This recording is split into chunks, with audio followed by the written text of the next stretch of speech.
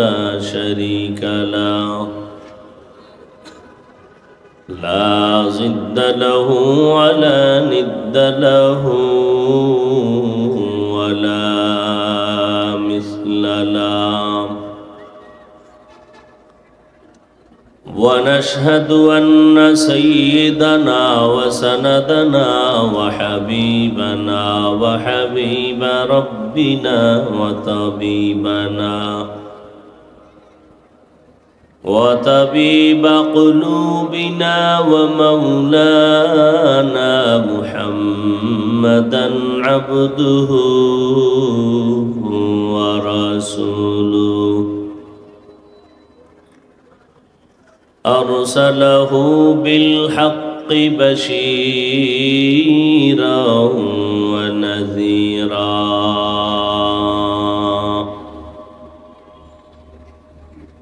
وداعيا إلى الله بإذنه وسراجا منيرا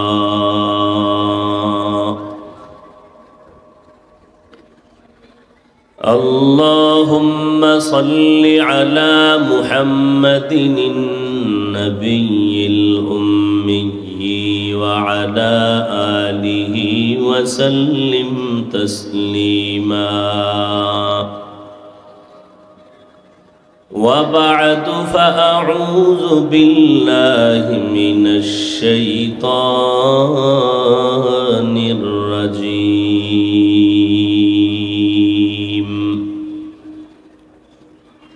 بسم الله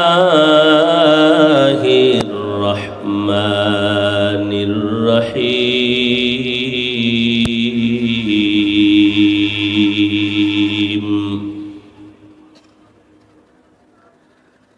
يا أيها الذين آمنوا اتقوا الله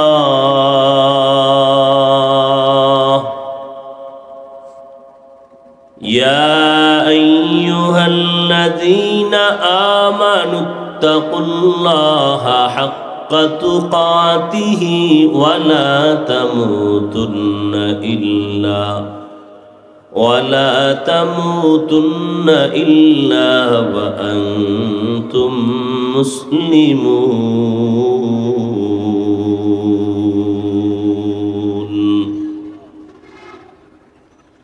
وقال النبي صلى الله عليه وآله وسلم المسلم من سلم المسلمون من لسانه ويده أو كما قال النبي عليه الصلاة والسلام.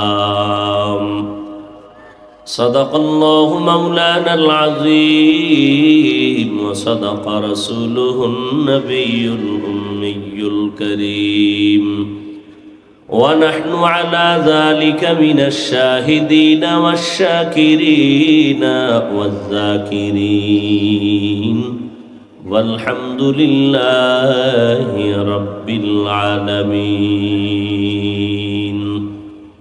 মনিটরে রিভাব বাড়াও। سبحانك لا علم لنا إلا ما علمتنا إنك أنت العليم الحكيم.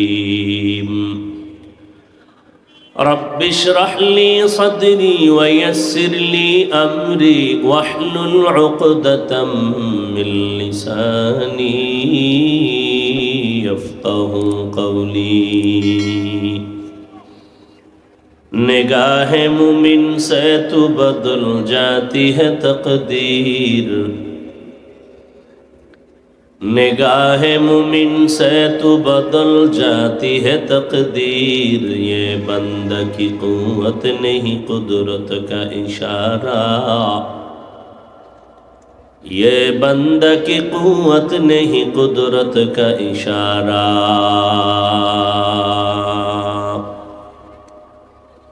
ऐ मर्द खिरद तर्क मासी की ज़रूरत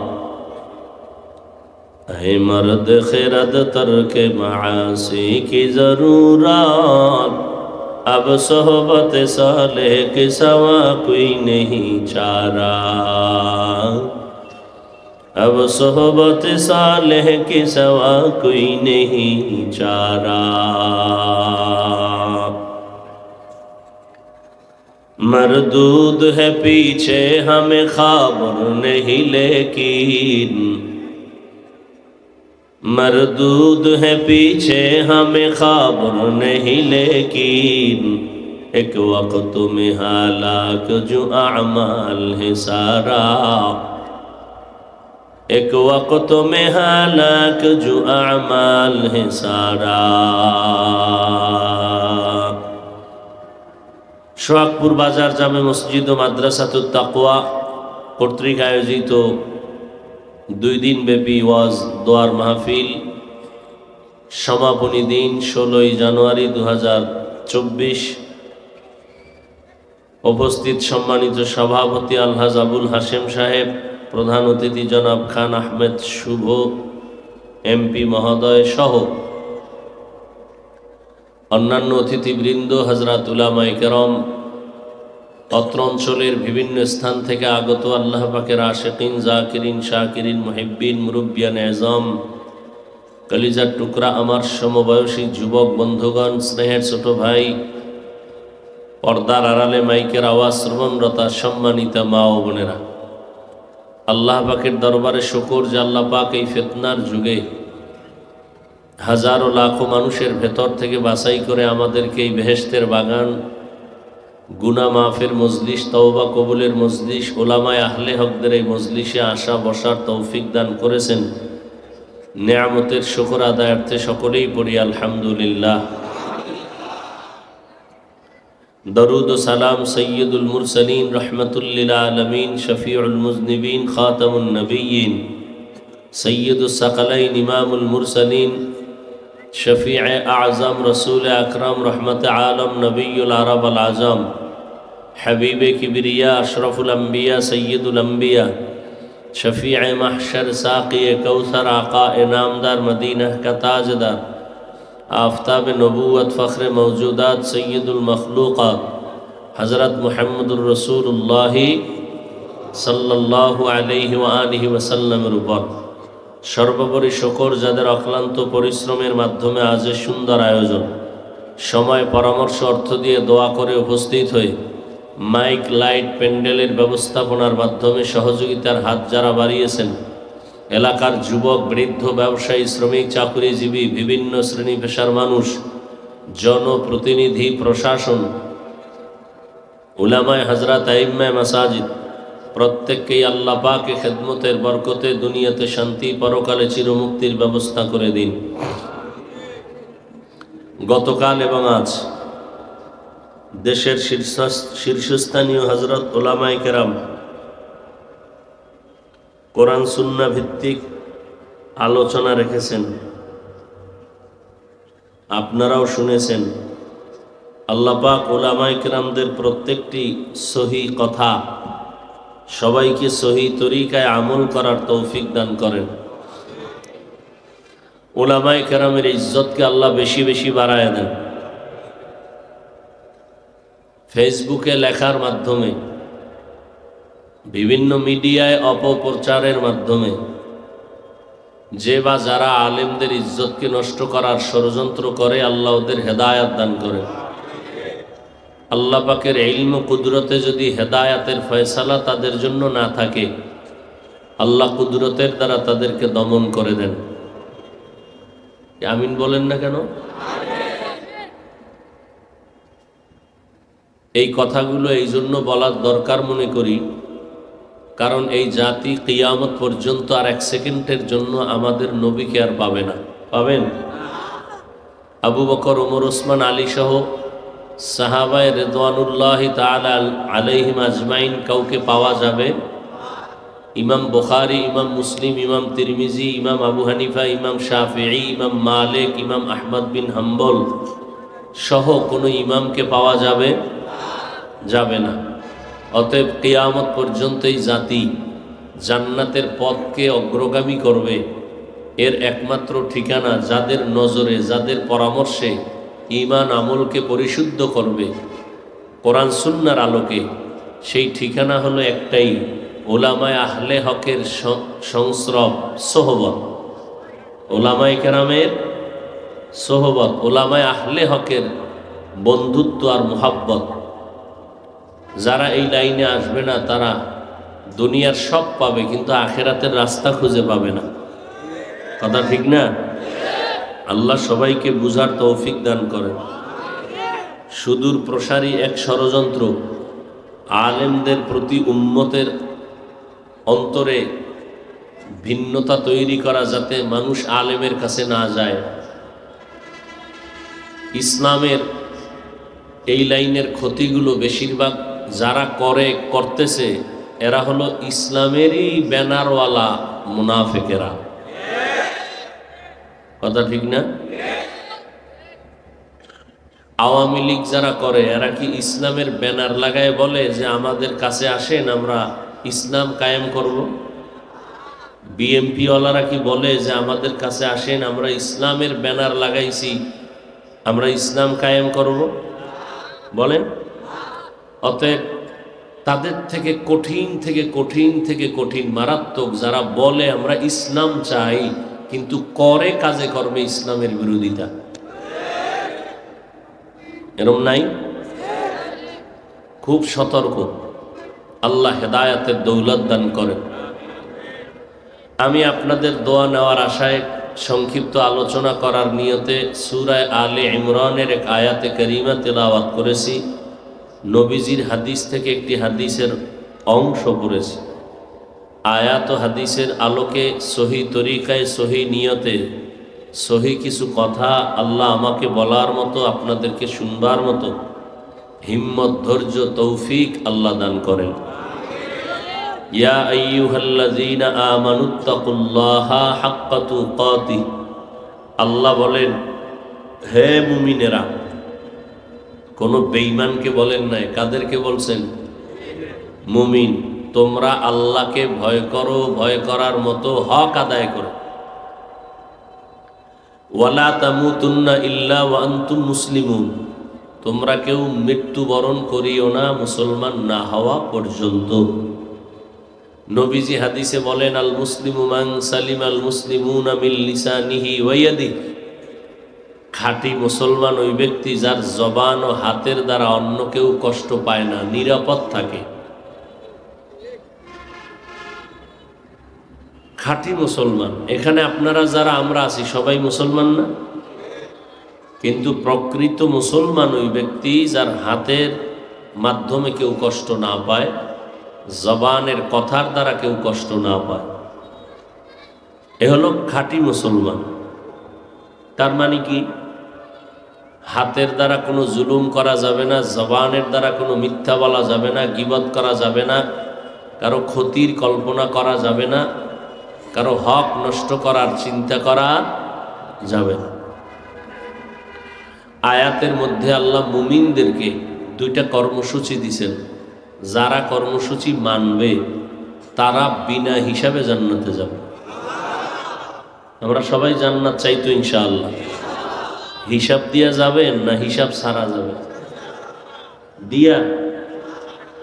আল্লাহ সবাইকে বিনা হিসাবে জান্নাত দান করেন।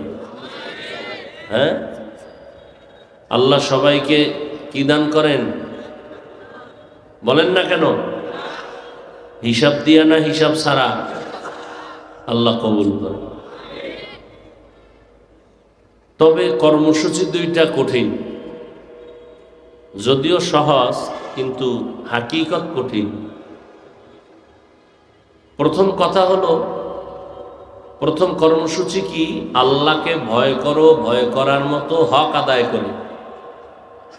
আর দ্বিতীয় কর্মসূচি মুসলমান না হইয়া মরবা না। এই দুই কর্মসূচি আল্লাহ দিছেন বেঈমানকে না মুমিনকে? কেন বেঈমানকে দিলেন না কেন? এই আপনারা কি শুরু করতে পারলাম না, এর মধ্যে বিড়ির টান,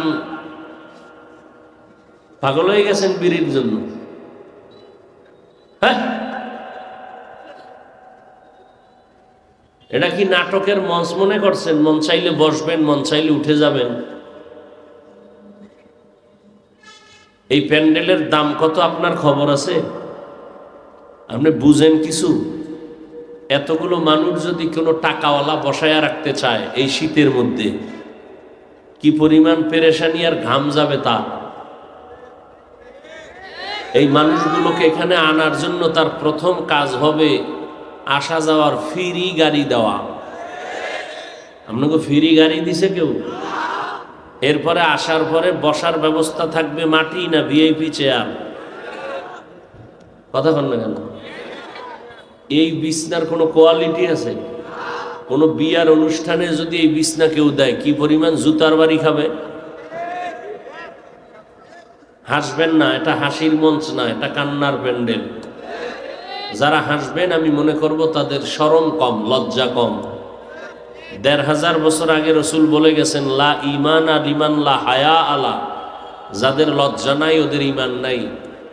এটা কান্নার প্যান্ডেল। আমি একটা কথাও হাসির বলি না, যা বলি হিসাব করলে কান্না দরকার, মাথা নত করা দরকার। হাসেন কেন?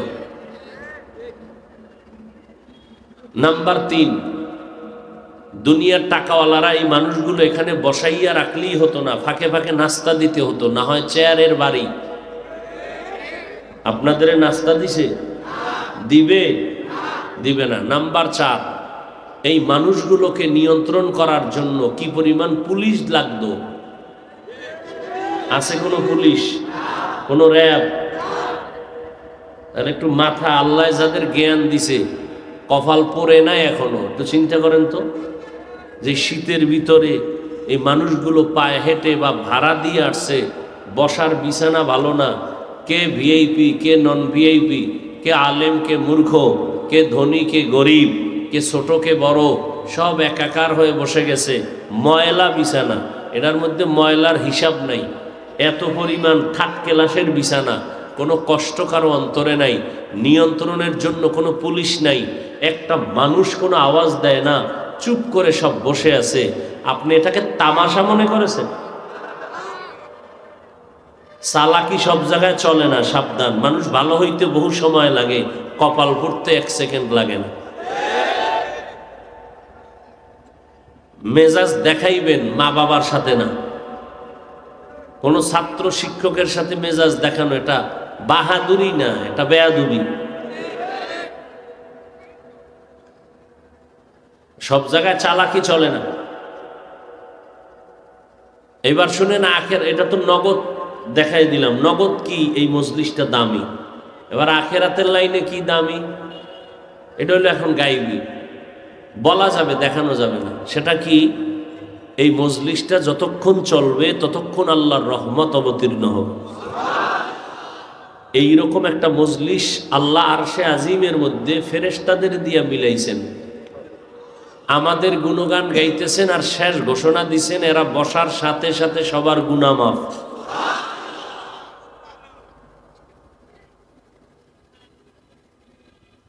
অতএব ডিস্টার্ব করবেন না। উঠা বসা করলে আমি হাত দুইটা উপরে উঠাইয়া দোয়া করে চলে যাব। আমারও মাথার মধ্যে পেরেশানি আছে। শুক্রবার মাদ্রাসার মাহফিল ঢাকাতে, আল্লাহ পাক কামিয়াবির সাথে কবুল করেন।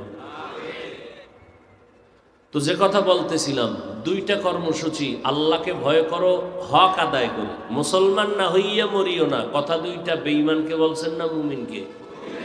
বেঈমানকে বলেন নাই কেন? এর সংক্ষেপ জবাব, 1 সেকেন্ডের জন্য কখনো কোনো বেঈমান জান্নাত পাবে না। কোনো বেঈমান জান্নাত 1 সেকেন্ডের জন্য পাবে না।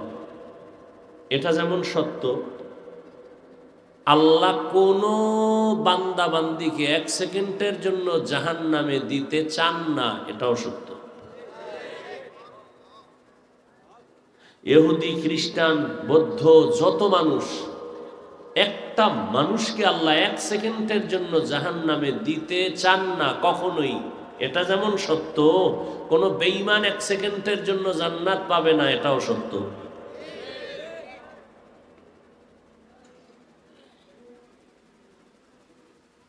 তো বেঈমানকে বললেন না কেন ওরা জান্নাত পাবে না? জান্নাত কারা পাবে বলেন? মুমিন। এখন জান্নাত আল্লাহ যে দিবেন, আল্লাহ যে দিবেন জান্নাত সেটা আরো দয়ার নজরে দিতে চান। বলে কেমন? কয় আমি চাই তুমগো হিসাব ছাড়া জান্নাতে ঢুকাই দিব। আর হিসাব ছাড়া জান্নাতে ঢুকতে হলে এই দুই কর্মসূচি লাগবে। এক, আল্লাহকে ভয় করতে হবে হক আদায় করে। এই আয়াত যখন নবীজি সাহাবায়ে কেরামদের শুনাইলেন, সাহাবায়ে কেরাম পেরেশান হয়ে গেলেন। ইয়া রাসূলুল্লাহ, আল্লাহ যত বড়, ওই পরিমাণ হক আদায় করে ভয় করা কোনো বান্দাবান্দির দ্বারা সম্ভব না। নবীও চিন্তা করেন আসলেই তো আল্লাহ কত বড়, ওই পরিমাণ আল্লাহকে ভয় কেমনে করি। পেরেশান হয়ে গেলেন নবীও। জিব্রাইল আমিনকে আল্লাহ পাঠায় দিয়া বলে, জিব্রাইল, নবীকে সান্ত্বনার আয়াত শুনায় দাও। জিব্রাইল আমিন আসলেন, সান্ত্বনার আয়াত শুনায় দিলেন। ইত্তাকিল্লাহা মাস্তাতা'তুম, হে নবী জানায় দেন আল্লাহর হক আদায় করে কারো ভয় করার প্রয়োজন নাই, বরং বান্দা বান্দি আল্লাহকে ভয় করবে তাদের সাধ্য মতো। আল্লাহর হক আদায় করা বান্দার দ্বারা সম্ভব না, তবে বান্দা তার প্রচেষ্টার মাধ্যমে সাধ্য মতো আল্লাহকে ভয় করবে। নবী এই আয়াত শোনার পরে শান্ত হলেন, সাহাবায়ে কেরামও শান্ত হলেন। সাধ্য মতো আল্লাহকে ভয় করা সম্ভব, তবে আল্লাহর হক আদায় করে ভয় করা কারো দ্বারাই সম্ভব না। এই ভয়টা থাকে অন্তরের ভেতরে, এই ভয়ের নাম হলো তাকওয়া। যারা ভয় করবেন তাদের নাম হলো মুত্তাকিন। যারা আল্লাহকে ভয় করবেন তাদের নাম মুত্তাকিন, ভয়ের নাম তাকওয়া। ভয়টা থাকে অন্তরে। এবার ভালো করে বুঝেন, এখানে আমি যদি প্রশ্ন করি আপনারা সবাই আল্লাহরে ভয় করেননি, এমন একটা মানুষ নাই যে বলবেন আল্লাহকে ভয় করি না। সবাই বলবে আপনাদের হুজুরদের থেকে আমরা আল্লাহকে বেশি ভয় করি। নামাজ না পড়লে কি হইব? আমগো দিলের মধ্যে ঈমান আছে, তাজা আছে না নাই? সবাই বলবে আল্লাহকে ভয় করি।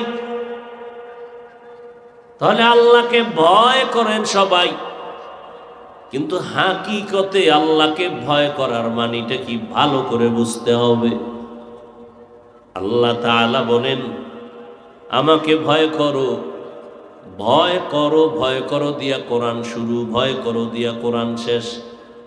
যালিকাল কিতাবু লা রাইবা ফীহি হুদাল লিল মুত্তাকিন। আল্লাহ বলেন আমি এমন একটা নির্ভুল কোরআন দিলাম, যারা আল্লাহকে ভয় করে তাদের হেদায়েতের জন্য। কোরআনের শেষ কথাও তাকওয়া, আল্লাহর ভয়। ওয়াত্তাকু ইয়াওমান তুরজাউনা ফীহি ইলাল্লাহ সুম্মা তুওয়াফফা কুল্লু নাফসিন বিমা কাসাবাত ওয়া হুম লা ইউযলামুন।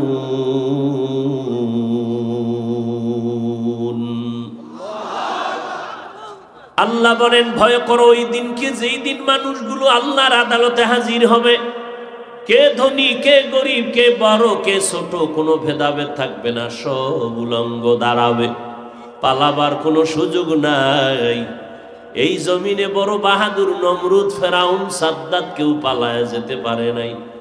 মরণ থেকে যতই পালাও, মরণ তোমায় নিবে ঘিরি। যদিও সুদূর আকাশ পানে লুকাও, সেথায় লাগিয়ে সিঁড়ি। নদী পথে নৌকা চালাও ও মাঝি ভাই, বেলা ডোবার আগে আমি ওপার উঠতে চাই।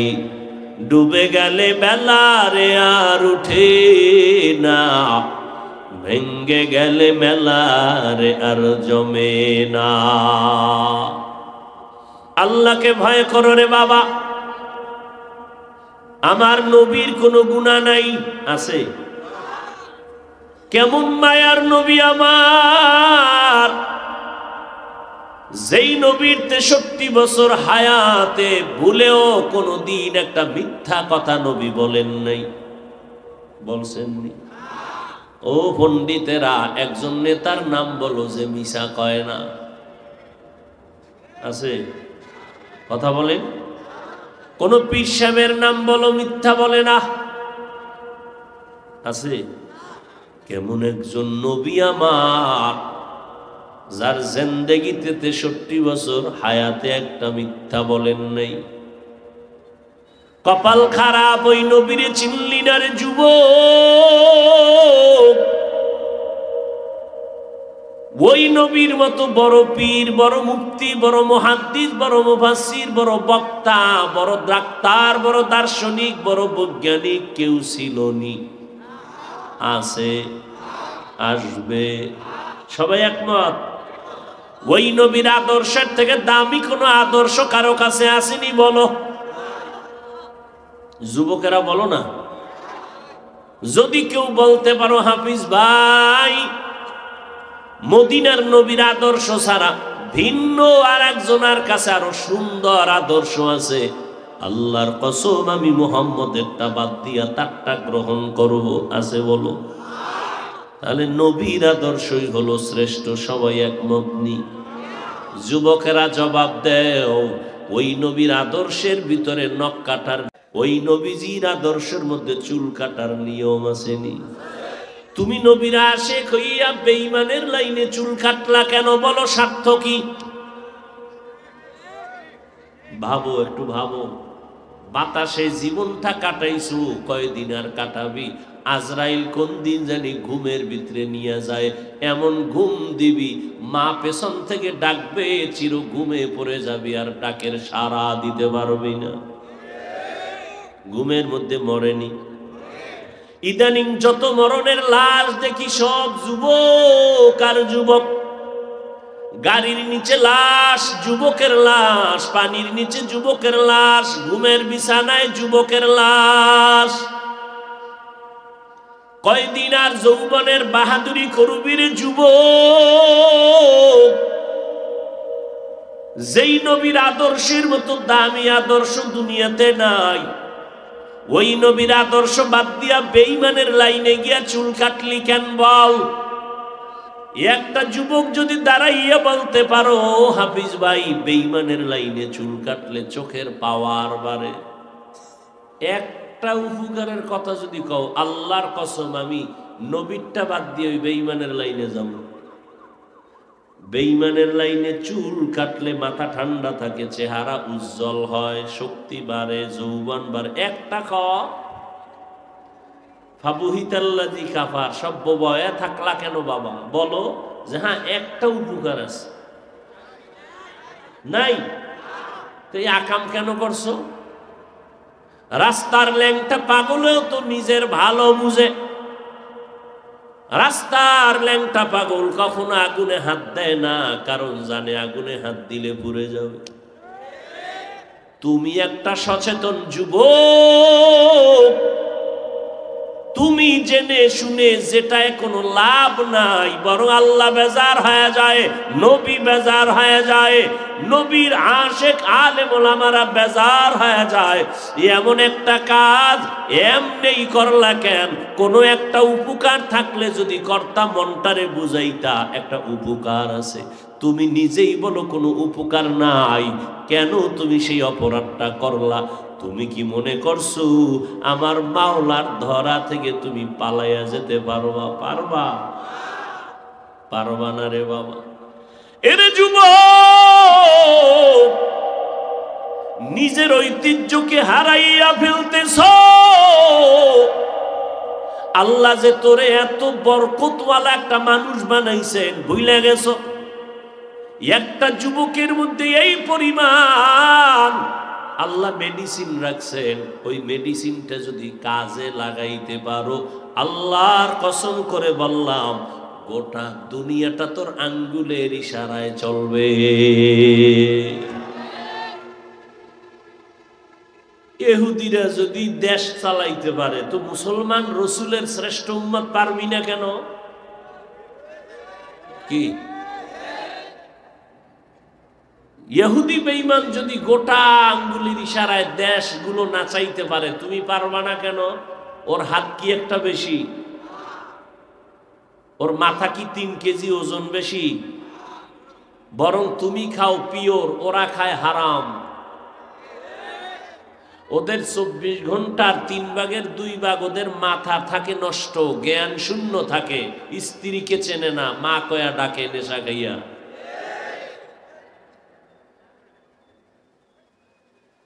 এরে আল্লাহর বান্দারা ভালো করে বুঝো, কুত্তা শুয়ারের আল্লাহ বুঝার মতো জ্ঞান দান করেন নাই। আল্লাহ পাক ভালো মন্দ বুঝার মতো জ্ঞান দান করেছেন বনি আদম শ্রেষ্ঠ জাতি মানুষকে দান করেছেন। অযুবক, আর এই মানুষের ভিতরে মধ্যের অংশটাই হলো ভালো। প্রত্যেকটা জিনিসের মধ্যম জায়গাটা কি? ভালো। এরে আল্লাহর বান্দা ভালো করে বুঝার চেষ্টা করো। বেশি রাগ ভালো না, বেশি দুর্বল ভালো না, মধ্যম পন্থায় চলবা, এটা সবাই ভালো জানে, এটাকে গ্রহণ করে।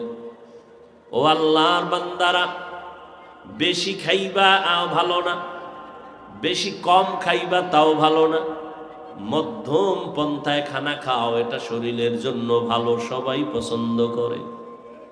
ঠিক নি? মানুষের জীবনের ছোট অংশ ভালো না, বুড়া অংশ ভালো না, মধ্যম সময় যৌবনকালটা আল্লাহর কাছে ভালো। শুধু কি আল্লাহর কাছে ভালো, মানুষের কাছেও তো ভালো, ঠিক না? এই যত চাপাবাজ, চাঁদাবাজ, দুর্নীতিবাজ, সন্ত্রাসী, এরা সব বুড়া না একটাও। কারণ বুড়া সরকারের কাছেও ভালো না, মেয়াদ শেষ, চাকরির থেকে আউট। ঠিক নেই? এই বুড়ারে দিয়ে আমার চাকরিও টিকবে না, দেশও টিকবে না। দেশ টিকাইতে হলে, চাকরি টিকাইতে হলে যুবক সময় লাগবে। নবীও কয়, আমি সুসংবাদ দিলাম, এই যুবকেরা, বুড়ারা আমি মুহাম্মদের করেছে বিরোধিতা, যুবকেরা করেছে আমি মুহাম্মদের উপকার। কিয়ামতের ময়দানে আল্লাহ পাক যৌবনকালের ইবাদতকে বেশি মূল্য দিবেন। আল্লাহ যৌবন নিয়ে 2টা হিসাব নিবেন। প্রশ্ন হবে 2টা যৌবনের বেলায় কেমনে যৌবন তুমি ব্যয় করেছো, জবাব দাও।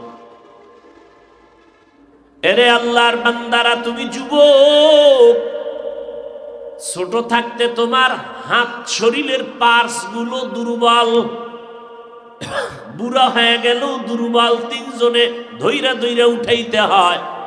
যৌবনকালে তোমার শরীরের পার্টস গুলো বড় শক্ত, মেধাটাও তাজা, এটা নিয়ে তুমি সময় লাগাও। এই আমি কিন্তু কাউকে হুজুর বানাইতে তোমার এলাকায় আসি নাই। আমি এই কথা একবারও বলি নাই, বলবো না। স্কুল কলেজ বাদ দিয়া মাদ্রাসায় এসে হুজুর হয়ে যাও, একবারও বলি নাই, বলবো না। বরং আমি তোমাকে সান্ত্বনার বাণী দিলাম, কলিজা থেকে দোয়া করে গেলাম। স্কুলে পড়ো, আলহামদুলিল্লাহ। কলেজে আসো, ওই জায়গায় থাকো। ব্যবসা করো, ওখানেই থাকো। চাকরি করো, ওখানেই থাক। আমি কওমি মাদ্রাসার সন্তান, একবারও বলি নাই তুমি কওমিতে না পড়লে জাহান্নামে যাইবা। আমি দাওয়াত ও তাবলীগের লাইনের সন্তান, একবারও বলি নাই তাবলীগ না করলে জাহান্নামে যাইবা। ভালো করে বুঝতে কইছি, কিন্তু চালাকি টালাকি কইরো না, বুঝো কি কই। আমি পীর মাশায়েখ যারা আহলে হক, এদের লাইনের সন্তান, কিন্তু একবারও বলি নাই পীরের কাছে না গেলে জাহান্নামে যাইবা। খুব বুঝো। একটা লোক নামাজ পড়ে না, নামাজ, তাকে গালি দেওয়ার অনুমতি ইসলামে নাই। বুঝো, ভালো করে বুঝো। কিন্তু কেউ যদি নামাজ পছন্দ করে না, তাকে 1 বিন্দু ছাড় দেওয়ার কোনো সুযোগ নাই। একজনে নামাজ পড়ে না আর একজনে পছন্দ করে না, দুইটা কি এক? একজনে টুপি মাথায় দেয় না আর একজনে টুপি পছন্দ করে না। যে টুপি মাথায় দেয় না তারে গালি দেওয়া যাবে না, যে পছন্দ করে না তারে ছাড় দেওয়া যাবে না। একজনে পর্দা করে না তাকে গালি দেওয়া যাবে না, আর একজন পর্দা পছন্দ করে না তাকে ছাড় দেওয়া যাবে না। দেখছেন নি? সামান্য ব্যবধান, কিন্তু ব্যবধানে বেঈমান হয়ে যায় আর কারো ঈমান থাকে। একজনে নামাজ পড়ে না তার ঈমান আছে, আর একজন নামাজ পছন্দ করে না ও বেঈমান। বড় কঠিন জিনিস, বড় কঠিন জিনিস। এরে আল্লাহর গোলাম, ভালো করে বুঝো, তুমি তাবলীগ করো না, তোমার সাথে ঝগড়া নাই, দেখা হলে সালাম, সময় থাকলে বুকে টেনে নিব, কিন্তু তাবলীগের বিরোধিতা করলে ছাড় নাই। বুঝেননি? আপনি পীরের কাছে যান না, কোনো ঝগড়া নাই, দেখলে সালাম, সময় থাকলে বুকে লাগাবো, কিন্তু যদি পীর আউলিয়ার বিরোধিতা করেন তো ছাড় দেওয়া যাবে না। আপনি গরুর গোশত খান না, তার মানে এইটা না যে গরুর গোশত খাওয়া হারাম। আরো 10 জনে পেট বইরা খায়, 3 কেজি কইরা খায়, আপনি খান না, এটা ভিন্ন, কিন্তু বিরোধিতা করলে ছাড় নাই। আপনি খান না কেন? আমার পেটে গজব। আপনি খান না, আপনার পেটের সমস্যা, এই জন্য আরো 10 জনের খাওয়া কি বিরোধিতা করবেন? হ্যাঁ, দুনিয়া বুঝেন, দুনিয়াটা দিয়ে আখেরাত বুঝেন না কেন? আর দুনিয়া মাজরাতুল আখিরাত, দুনিয়া হলো আখিরাতের উপমা, আখিরাতের ফসল কামাইয়ের জায়গা। ও যুবক, নবীর তরিকা মানতে গেলে স্কুলে পড়া যাবে না। কি? ইসলামের লাইনে চলতে গেলে চাকরি করা যাবে না, ব্যবসা করা যাবে না। তা আপনি ইসলামটারে এত কঠিন বানাইছেন কেন? পৃথিবীতে ইসলাম ধর্মের মতো সহজ কোনো ধর্ম নাই। ঠিক তেমনি ভাবে কোরআনের আরবি ভাষার মতো সহজ ভাষা দুনিয়াতে আর একটাও নাই। কিন্তু কপাল বড় খারাপ, সহজ ধর্ম মানুষ বুঝেও না, মানতে চায় না, সহজ ভাষার কোরআনটাও মানুষ পড়তে চায় না। কয়দিন আর বাহাদুরি করবারে যুবক? তুমি নিজেকে ছোট কেন মনে করো? দিলটাকে বড় বানাও। তুমি ডাক্তার হও দুনিয়ার লাইনে, গ্রামের ডাক্তার না। তুমি এমন ডাক্তার হইবা হয়তো জাতীয় পর্যায়ের, না হয় আন্তর্জাতিক পর্যায়ের ডাক্তার হও। তোমার মধ্যে সেই মেডিসিন আছে। তুমি আজকে মানুষের পিছনে ঘুরো কেন? তোমার এমন সম্মান আল্লাহ দিবেন যে মানুষ মাথায় নিয়ে তোমারে ঘুরবে। তুমি ভিতরের মেডিসিনটা কাজে লাগাও। লাগাইলা তো নাই, বরং আল্লাহর দেওয়া সে মেডিসিন তুমি মোবাইলের দ্বারা জবাই করতেছো। এই যুবক, তোমার বয়স 25-30 না? এই বয়সে কি কামাই করছো? তুমি যদি মইরা যাও, তোমার আব্বা আম্মা কি বইলা স্মরণ করবে তোমারে? যে ছেলেটা ছিল চূড়ান্ত এক বেয়াদব। শিক্ষক স্মরণ করবে ছেলেটা ছিল, ছাত্রটা ছিল এক চরিত্রহীন। তোর চরিত্রটা এতই যে খারাপ, মা তোমারে ভালো জানে না, বাবায় ভালো জানে না, শিক্ষক ভালো জানে না, আলেম ভালো জানে না। কপাল তোর এত খারাপ, সবাই চায় তুই মইরা যদি যাও সবাই খুশি। ও নিমক হারাম, ও বেলাজা বেহায়া, কি কামাই করেছো এই 25-30 বছরে? মরে যাবি, বাবাও খুশি, মাও খুশি। তোর কপাল কত অভিশপ্ত কপাল যে তুই মরে গেলে সবাই খুশি। তোর চরিত্র এত খারাপ। এলাকার কেউ পছন্দ করে না, তোর চরিত্রের কারণে শিক্ষক পছন্দ করে না, মা বাবা পছন্দ করে না, কিন্তু সন্তান গর্বে রাখছে তো এজন্য বরদোয়া করে না। যদি আম্মাজান হাতটা উঠায়া দিত, 1 সেকেন্ডে আল্লাহর গজব তোকে গ্রাস করে ফেলত। কিন্তু গর্বে রাখছে তো বরদোয়াটা করে না, কিন্তু অন্তর দিয়ে দোয়াও করে না। কি পরিমাণ বেয়াদব হইলে মা বাবায় কয়, হুজুর একটু দোয়া কইরেন, ছেলেটা যদি আল্লাহ কবুল করে যেন হেদায়াত পায়, না হয় যেন গাড়ির তলে ভইরা মইরা যায়। কি পরিমাণ বেয়াদব, কি পরিমাণ চরিত্রহীন, কি কামাই করেছো জীবনে। কাজী নজরুলের ইতিহাস পড়ো, গর্ব করো। কাজী নজরুলের মাথা কি 5 কেজি ওজন ছিল? তো তুমিও তো তার মতো মানুষ, জ্ঞান খাটাও, চরিত্র ঠিক রাখো, মা বাবার দোয়া নাও, শিক্ষকের দোয়া নাও। মা বাবার সাথে বেয়াদবি করা কত মারাত্মক জানো? আল্লাহ ক্ষমতা নাই ক্ষমা করার।